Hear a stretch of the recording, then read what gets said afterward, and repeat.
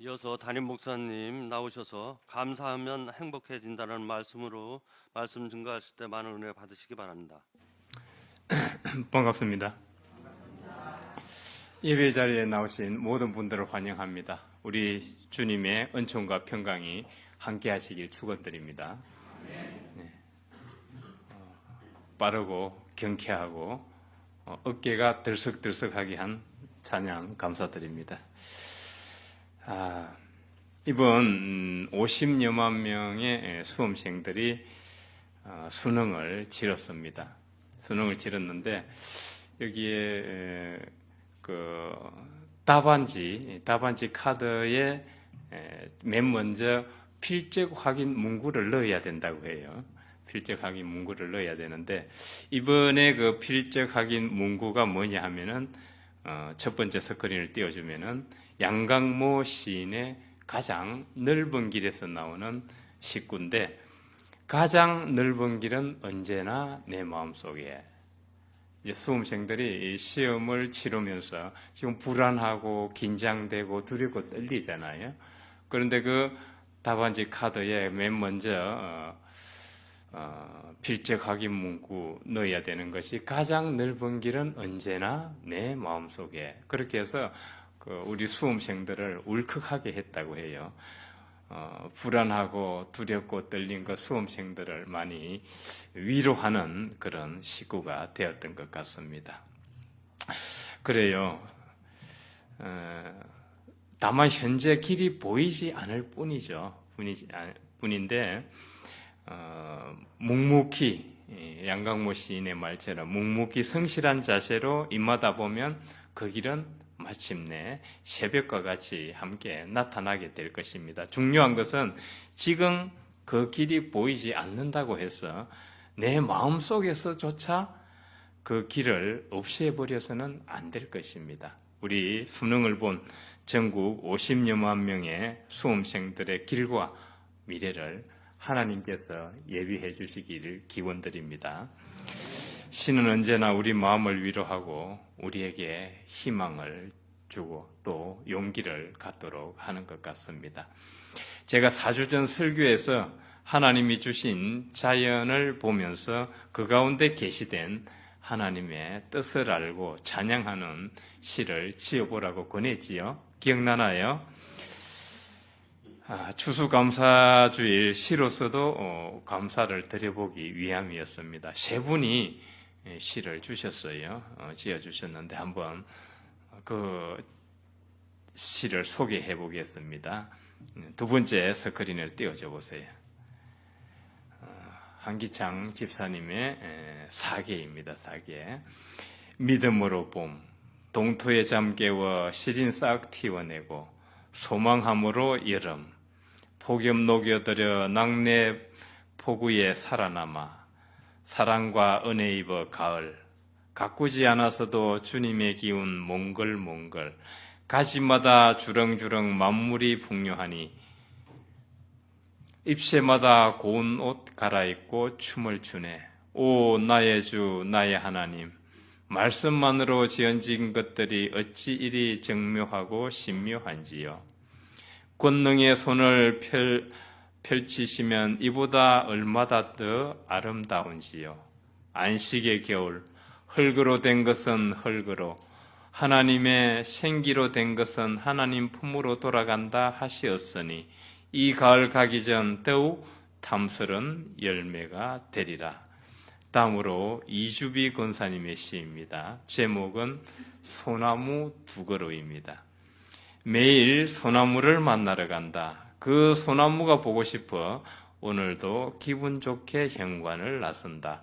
산책 중에 눈에 들어온 적송 두 그루, 나도 모르게 발걸음이 빨라진다. 가까이 다가갈수록 입가엔 미소가 번진다. 만나자마자 인사부터 건네본다. 널 만날 수 있었어. 잘 자라줘서 고마워. 마주하는 순간 우린 서로 이야기를 나누듯 무언의 대화를 나눈다. 마음의 평안을 얻고 뒤돌아서며 내일 또 보자 안녕. 내 루틴이 되어 오늘도 보고 싶어 산책을 나선다. 끝으로 이경환 성도의 시입니다. 제목은 가을맞이 바쁜 하나님. 더위의 매서움과 심술난 폭풍으로 혼이나 지구촌의 사람들의 지난 여름, 그간의 수고로움에 베풀어 주시는 하나님의 선물 가을향기, 동해 바다 검붉은 불기둥 솟아 새벽 하늘 물들이고 붉은 기운 스며든 산천초목 지구촌 단풍 단장 정신없다.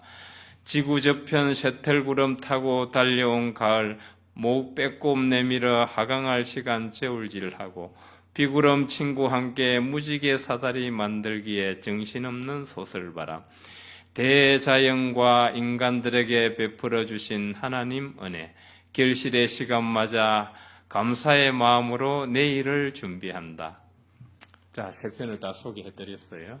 어떤가요? 세 분의 시인이 시로서 지금 추수감사주일 하나님께 감사를 드렸어요. 지금 대자연이 준 이 풍성한 열매와 가이드, 또 여러분들께서 지극정성으로 준비하신 그 마음, 그리고 이 시로서 추수감사주일 하나님께 드렸으니 하나님께서 기쁘게 받으실 줄 믿습니다. 이제 이렇게 감사하면 다 행복해져요. 천국이 아마 이런 상태가 아닐까 싶어요. 이게 천국 잔치가 아닐까 싶어요. 다음으로 추수감사절의 유래를 한번 간단하게 살펴보겠습니다. 17세기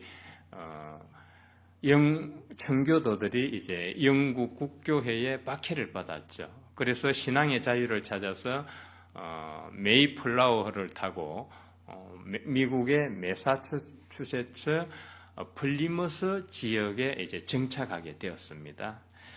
이제 정착을 해서 인디언에게 농사 짓는 법을 배웠죠. 그렇게 해서 이듬해 농사를 지어서 첫 수확을 해서 하나님께 감사 예배를 드렸습니다.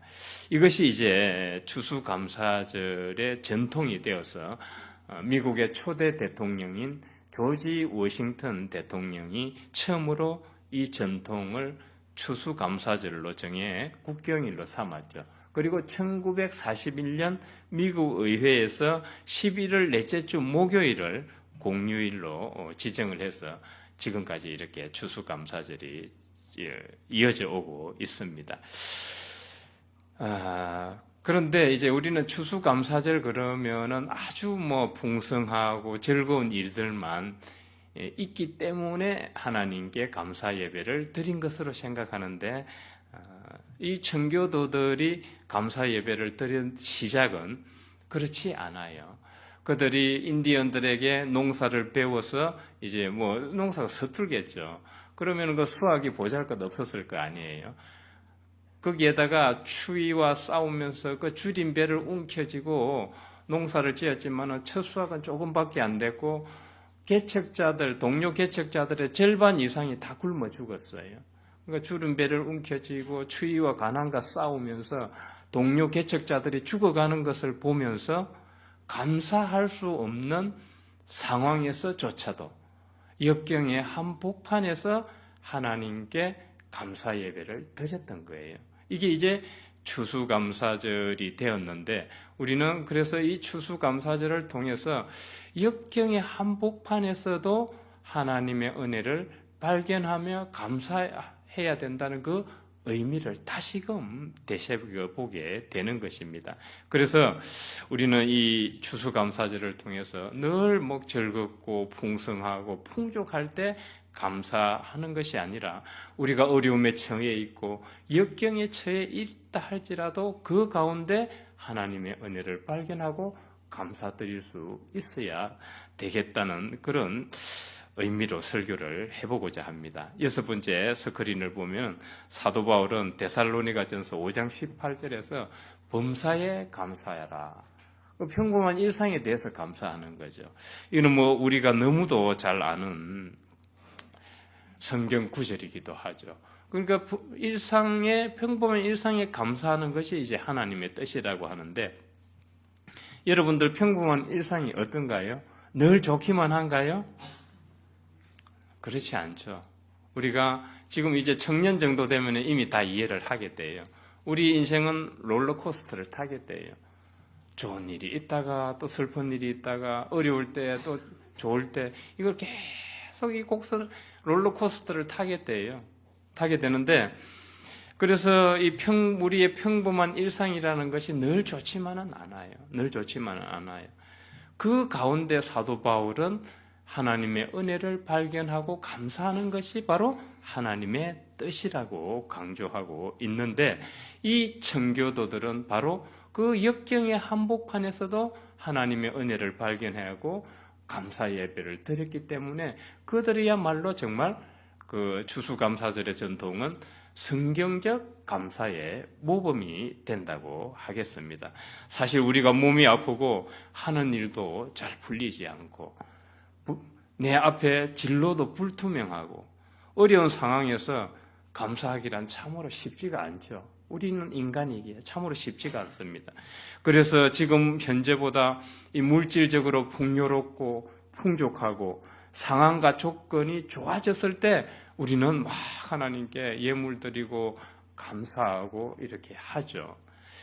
그럼에도 불구하고 지금 어렵더라도 이 어려운 상황과 조건을 긍정적으로 바라볼 수 있는 이 큰 마음이 지금 우리에게는 필요해요. 왜냐하면 우리 인생이라는 것이 늘 좋은 일만 있는 게 아니고 롤러코스터를 타기 때문에 그래요.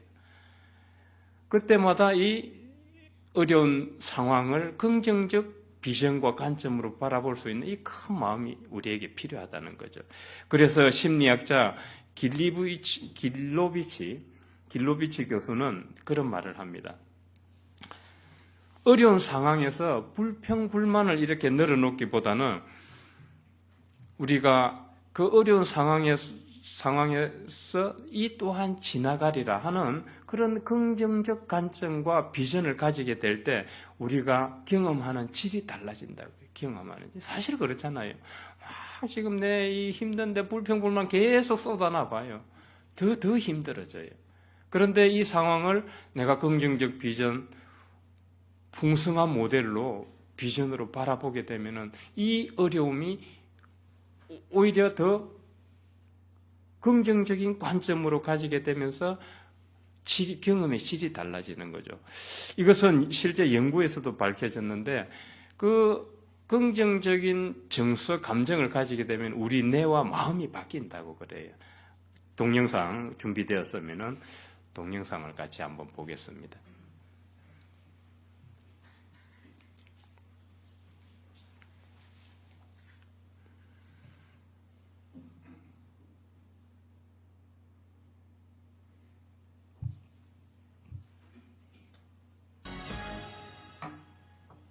감사하는 마음을 갖고 살면 행복해진다. 당연한 말이지만 잊고 지내게 되죠.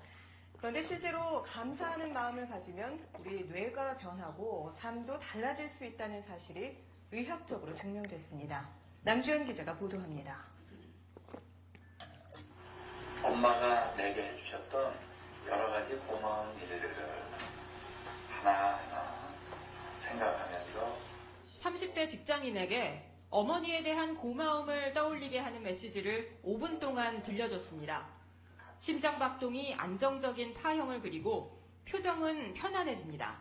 엄마하고 손잡고 시장에 가서 그 초콜릿 샀던 그런 옛날 추억들도 떠오르더라고요. 그런 좀 아련한 기억들. 잠시 뒤 자책하고 원망하라는 메시지를 들려줬더니 서서히 표정이 굳어집니다. 나를 늘 화나게 하고 괴롭히는 사람들의 얼굴을 떠올려보세요. 감사하거나 반대로 원망할 때 표정만 달라지는 게 아닙니다. 국내 대학병원 연구팀이 두 가지 상반된 감정을 느꼈을 때 심박수와 뇌의 변화를 측정해 봤습니다. 감사할 때의 심박수 평균은 차츰 감소하는 반면 원망하면 스트레스를 받을 때처럼 증가합니다.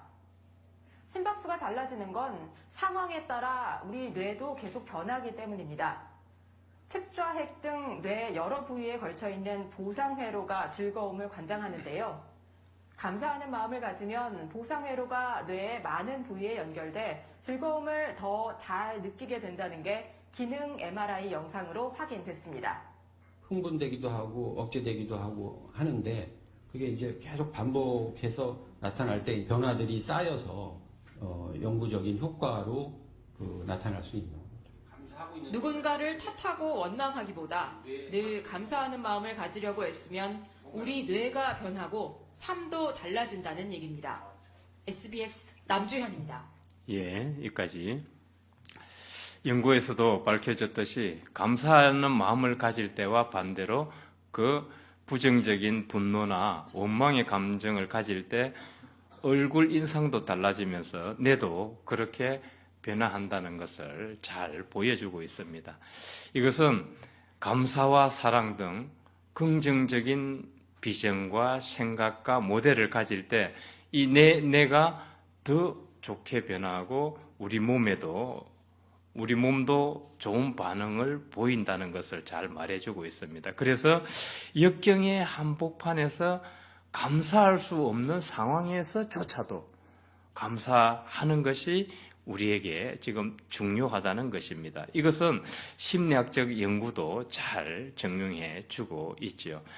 재미나는 이야기가 있어요. 빨대로 와인을 홀짝이는 이제 자기 공명 영상 기계로 와인을 홀짝일 때 이제 내 촬영을 해본 거예요.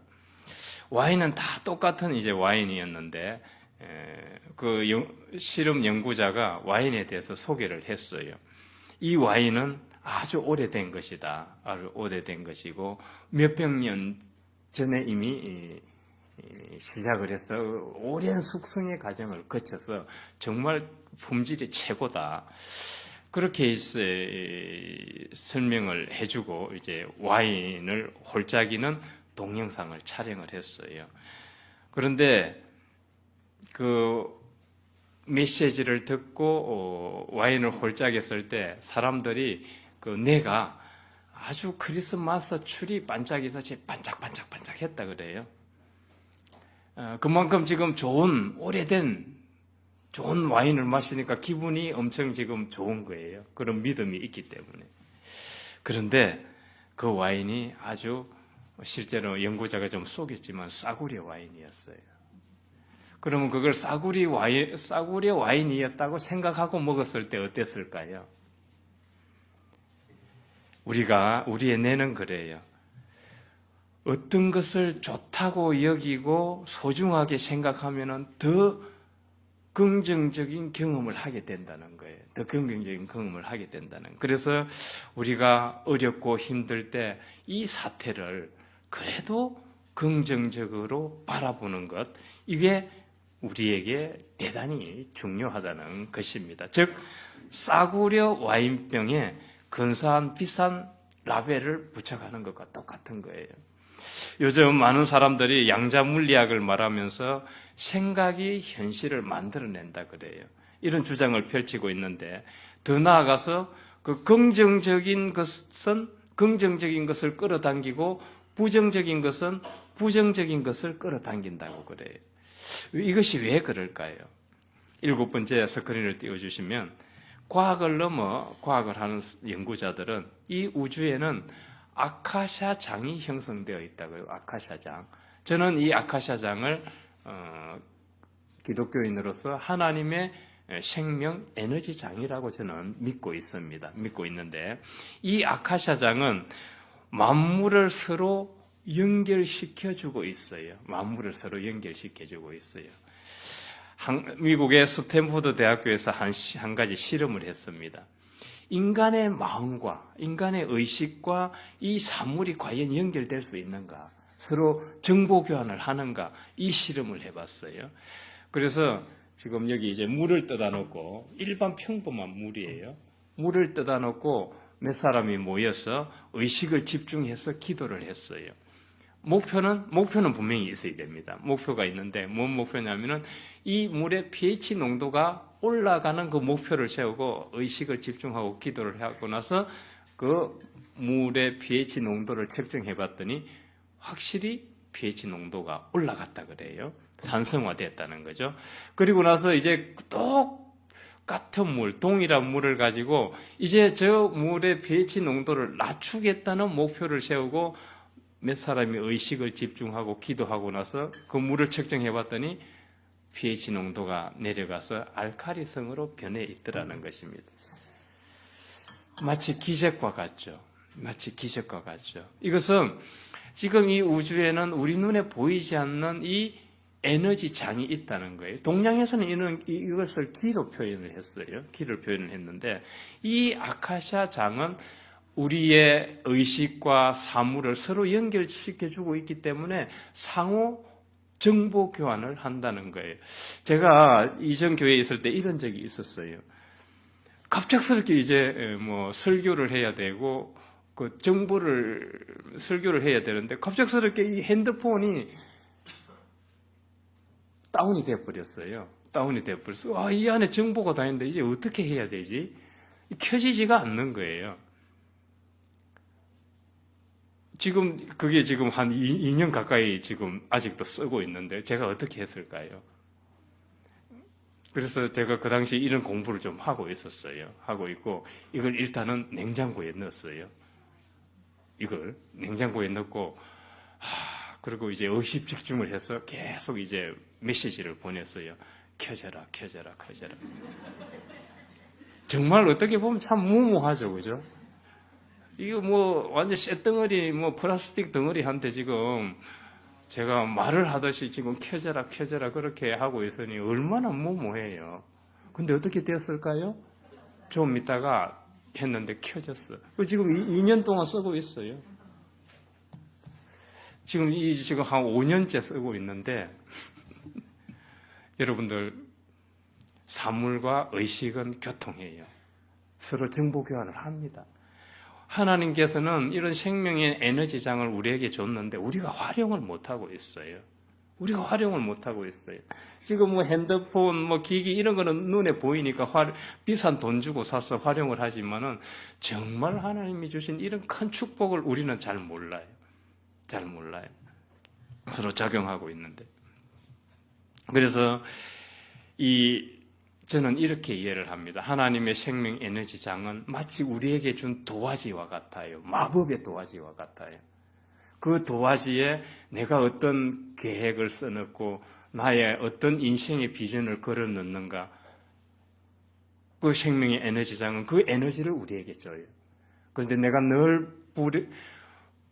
부정적이고 그런 좋지 못한 그림을 생명 에너지장 안에 딱 넣으면은 거기는 선악이 없기 때문에 거기에 맞는 것을 주게 되는 거예요. 거기에 맞는 것을 주게 되는 거예요. 그래서 이런 말이 있잖아요. 생각하는 대로 살지 않으면 사는 대로 생각하게 된다. 생각하는 대로 살지 않으면 사는 대로 생각하게 된다. 다시 말해서 닥치는 대로 살면 닥치는 대로 생각하는 거예요. 그냥 무계획적으로 그냥 닥치는 대로 그냥 사는 거예요. 결국 결과도 그렇게 된다는 거죠. 그러나 하나님이 주신 이 생명 에너지장 안에서 내가 그 도화지에 나의 청사진과 계획과 그림을 딱 그려놓고 그렇게 가면은 거기에 맞는 결과를 얻게 된다는 거죠. 그 길을 걸어가게 되고. 그래서 악한 것을 목표하면은 악한 것이 나에게 끌려오고 선한 것을 목표하면 선한 것이 나에게 끌려온다는 말이죠. 참 신기한 것이 또 한 얘기를 해야 되겠네요. 집안 얘기를 안 할 수가 없는데 우리 아들이 들으면 좀 싫어할 거예요.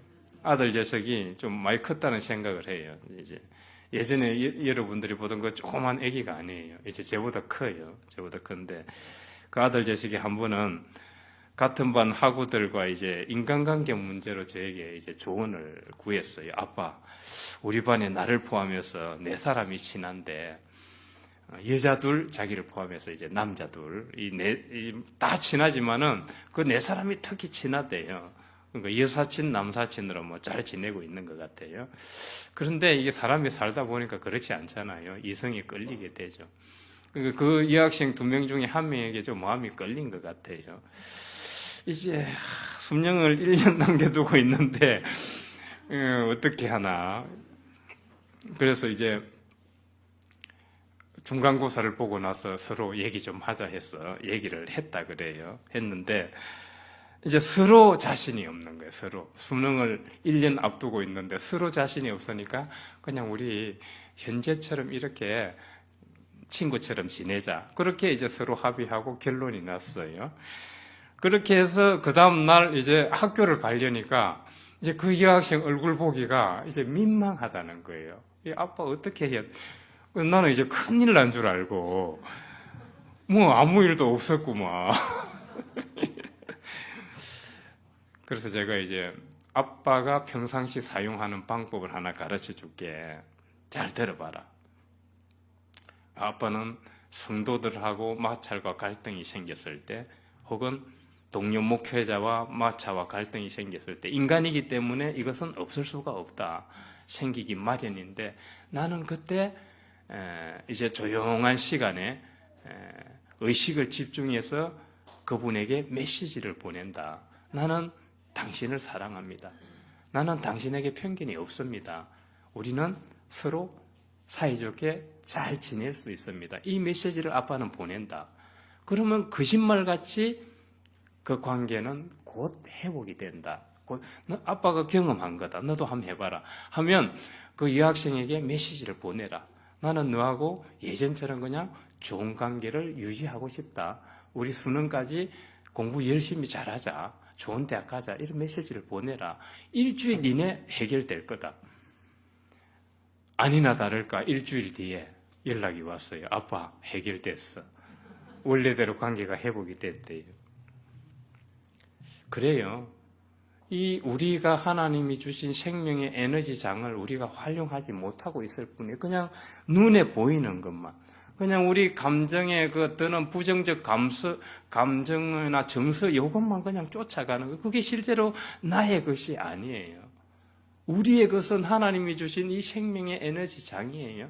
이걸 우리는 적극적으로 활용을 해야 돼요. 그런데 그걸 활용을 실제로는 못하고 있어요. 그래서 기적이라는 것은 실제로 자신의 마음과 의식에 달려있다고 해도 과언이 아니에요. 과언이 아닙니다. 우리의 헌신, 노력, 봉사, 감사, 기도와 예배 드림이 이 하나님의 생명 에너지장 안에 다 저장되고 기억이 돼요. 그래서 그에 맞는 상응한 것들이 나에게 끌려오는 거예요. 끌려오는 거예요. 그래서 사랑, 자비, 연민, 감사 이런 의식을 가질수록 우리는 더욱더 하나님의 생명 에너지장과 긴밀해지고 이 관계가 더 튼튼해진다고 합니다. 그래서 사도 바울이 범사에 감사하는 것, 긍정적인 비전이고 모델 아니겠어요? 그래서 범사에 감사하는 것이 하나님의 뜻이라고 강조하는 것은 아닐까요? 리처드 로우라는 그 기독교 영성가는 보편적 그리스도라는 책에서 이런 말을 합니다. 우리가 누군가를 사랑하거나 무엇인가와 적극적으로 연결될 때마다 하나님의 개성과 접촉하고 있는 것이다. 우리가 누군가를 사랑하거나 감사하거나 연민하는 감정을 가지고 그 사람을 대할 때 우리는 이미 하나님과 연결되는 것이라는 거예요. 이게 우리가 하나님의 생명 에너지장을 활용하는 것 아니겠어요?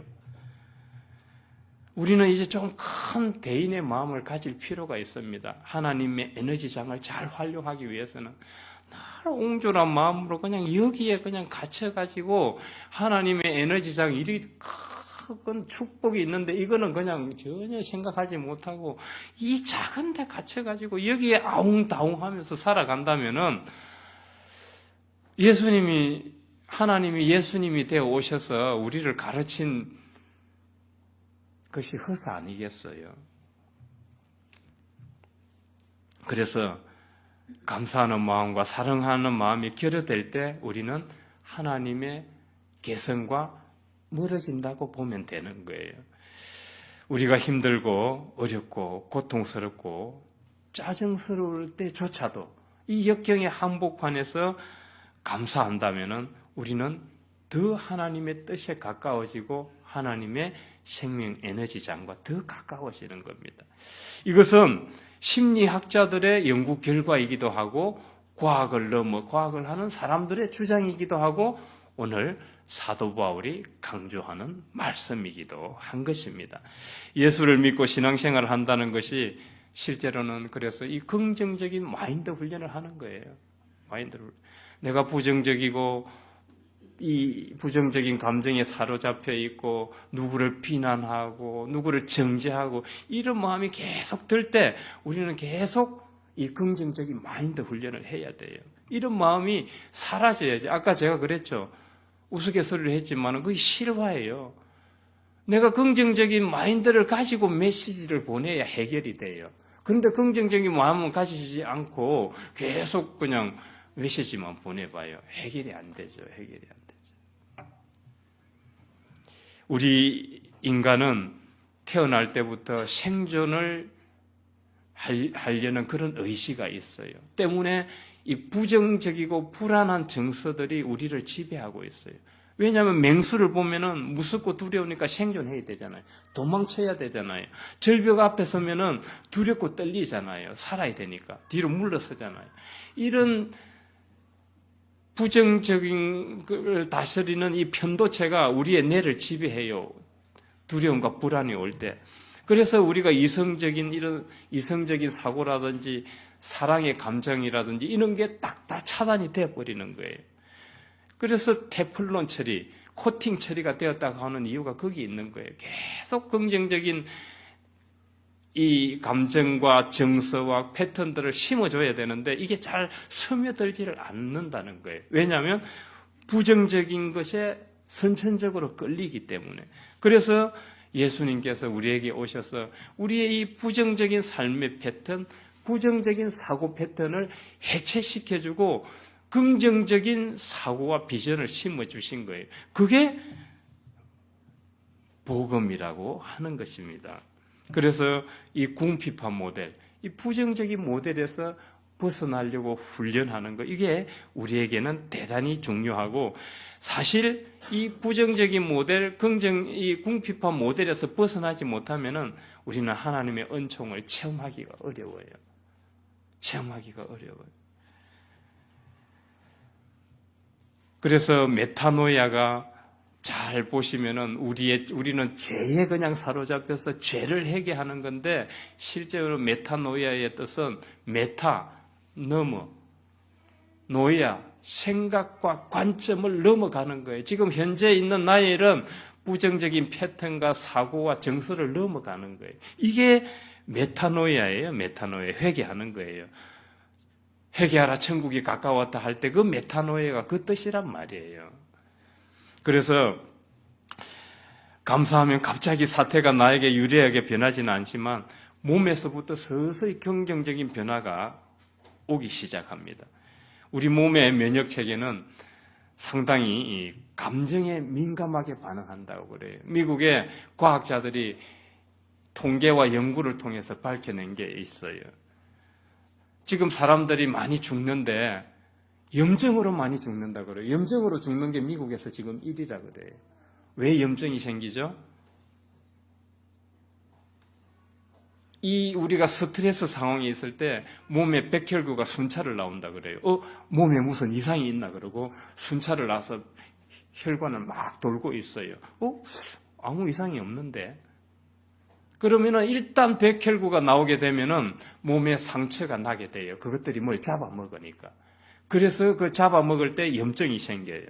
우리 목이 빨갛게 부어오르는 거 그런 거예요. 그 염증이 생기면은 이제 염증이 남겨놓으면 몸에 그런 게 많다고 생각을 해보세요. 그래서 미국의 과학자들은 지금 현대 미국인들의 사망 요인이 과거와 달리 백혈구 자체의 공격으로 염증 때문에 사망률이 높다고 합니다. 그러나 리포니스 박사는 감사하게 되면은 그 부정적인 감정으로 인해서 나온 그 독소 호르몬들을 그 감사가 해독하는 작용을 한다고 그래요. 그게 밝혀졌어요. 집에서 아내에게, 남편에게, 자식에게, 그리고 부모 형제에게 끌어안고 감사하고 사랑한다고 얘기해 보세요. 그때부터 우리의 몸 안에 에너지가 벌써 바뀌어요. 몸 안에 에너지가 바뀌어요. 한기장 지사님 집에 가셔서 하실 수 있죠? 예. 내 아들을 붙들고 아이고 사랑한다. 과거 다 잊어버려요. 감사하다. 네가 잘 자라줘서 감사하다. 너 사랑한다. 이렇게 하면 에너지 자체가 바뀌고 우리 관계가 벌써 회복이 됩니다.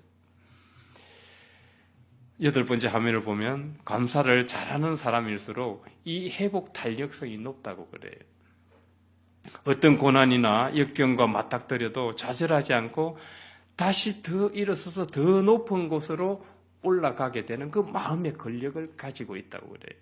그래서 좌절이나 그런 역경에 이 사람들은 쓰러지지 않아요.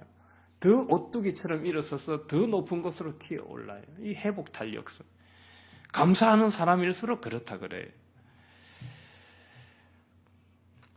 교통사고로 딸 셋을 잃은 사람이 있습니다. 여러분 감사할 수 있어요? 딸 셋을 잃었어요. 감사할 수가 없죠. 극단적인 선택을 시도를 했어요. 그래서 친구가 너무 복이 안 돼서 너 감사일기 한번 써봐라.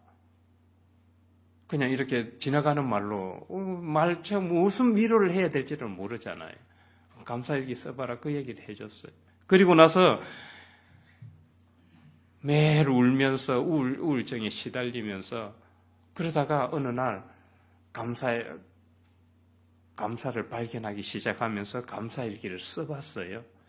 그러면서 점차 이제 아침에 운동하고 건강을 회복하게 되는 거예요. 그리고 매일 울면서, 왜냐하면 딸 셋을 잃었으니까 애도의 기간이 필요해요.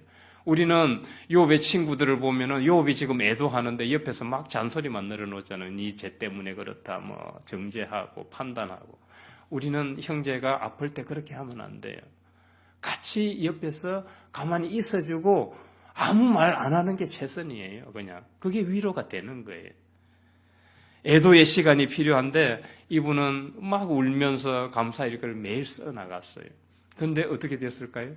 지금은 삶의 의미를 부여하고 열심히 살아야 될 이유를 찾게 되었고 그 빔에서 임신을 못하는데 지금은 나이도 많은데 임신을 해가지고 애도 잘 키우고 있어요. 이 기적이 이렇게 일어나는 거예요. 기적이 이렇게 일어나는 거예요. 하나님이 지으신 세계와 자연에 대해 감사하고 범사에 감사하면 많은 것들이 달라집니다. 인간은 소우주라고 하지요.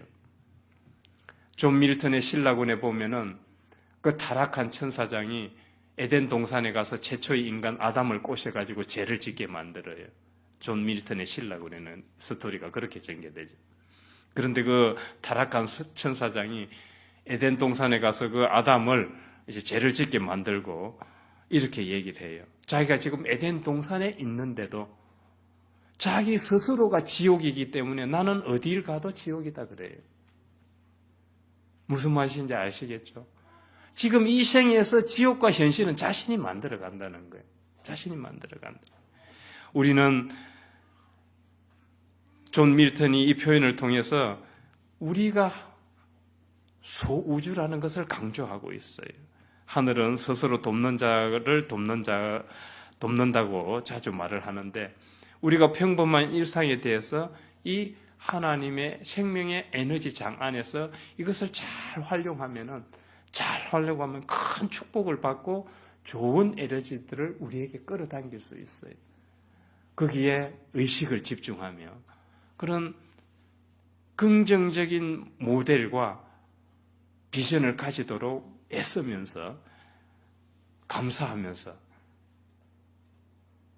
좋은 체험과 경험을 해나가는 저와 여러분이 되시길 주의 이름으로 축원드립니다. 여호와 하나님, 추수감사주의를 맞이하여 희노애락이 교차하는 평범한 일상의 삶 가운데 설사 그 삶이 역경과 시련 속에 처해 있다 해도 그 가운데서 하나님의 은혜를 발견하고 감사하는 것이 하나님의 뜻이며 성경적 감사임을 깨닫는 시간을 가졌습니다. 감사하는 것이 하나님의 뜻이기에 감사하면 우리의 몸과 정신과 내 주변과 우리가 경험하는 우주가 달라진다는 것을 또한 알게 되었습니다.